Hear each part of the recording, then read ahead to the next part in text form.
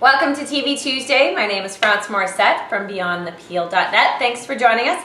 Today I wanted to do a short video on debunking some myths about olive oil and even, cooking fats.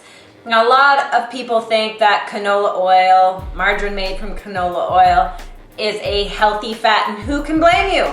The propaganda and all the articles out there, magazines, Health Canada are all telling you to get your fill of canola oil. I've attached a bunch of articles that you can read if you're interested in finding out why that's a load of beep. So anyhow, I want to talk about olive oil because a lot of people don't cook or fry with olive oil because there's this notion that you destroy its health properties. When in fact, olive oil is not really destroyed until it's brought up to its smoking point.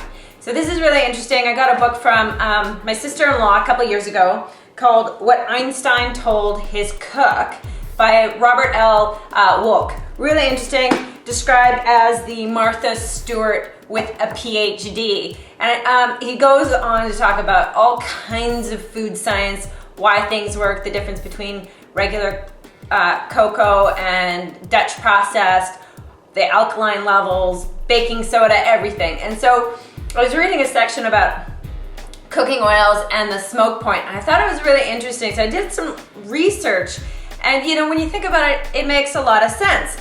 Mediterranean people have been cooking with olive oil for centuries, and they're some of the healthiest people on the planet. However, North America, the biggest consumers of canola oil in the world, are some of the unhealthiest. So it makes you wonder, what is it that we're eating? Now, cool thing about olive oil is that its smoke point is actually not that different than canola oil, and I bet you probably didn't know that. Canola oil has a smoking point of 435 to 445 degrees Fahrenheit. That of olive oil ranges between 410 and 460. Now, you can't actually have exact smoke points for different oils because it depends on how refined it is, the kind of seed, the kind of nut, as well as even the type of environment, the weather and climate that particular crop was grown at. So it really varies. But the good news is that the optimal frying temperature for even fried food is 365 degrees. So plenty of wiggle room there before you even get to a smoking point. Your olive oil might even have a smoke point on the back of the bottle, so you'll even know, what levels you can play with. Now, we're talking about fresh, clean oil, of course. You don't want to reuse your oil more than, twice, for example. And, some people say, well, there's an expense to cooking with something like organic virgin olive oil, and it is definitely more expensive than canola oil, but should you really be frying on a weekly basis? We maybe fry something twice a year in our house, so if we want to use coconut oil or olive oil to do some quick frying, I'm not going to cry some tears over the extra couple of dollars, because we just don't do it very often. But if you're wondering, still not convinced about canola oil, think about companies that fry large amounts of food, like canola oil is used at McDonald's, A&W, in most restaurants. And do you really think that they're frying this food because it's healthier for you? Do you think they, put the money and the energy into frying foods in the healthier oil? Of course not. They're going to use whatever's cheapest. And canola oil is the cheapest oil that you can purchase.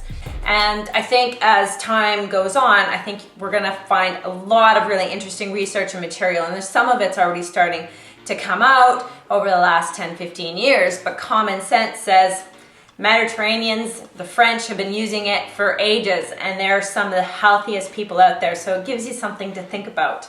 I'm also attaching some really cool links to the 5 healthy fats that you should be cooking with in your kitchen, so some really interesting article from the Healthy Home Economist, and also some interesting links on, if you're interested in avoiding canola oil, some places that it hides that you may not be aware of, even in your salsa, interestingly enough. I'd love to hear your thoughts about cooking with olive oil versus canola oil. leave me a comment below telling me what your thoughts are. And if you're not already a member of our community, head over to beyondthepeel.net and subscribe for our email newsletter so that we can stay in touch. And I'll send you a free mini cookbook. And we'll see you next Tuesday. Thanks for joining us. Are you unknowingly sabotaging your efforts to make Whole Foods work for you?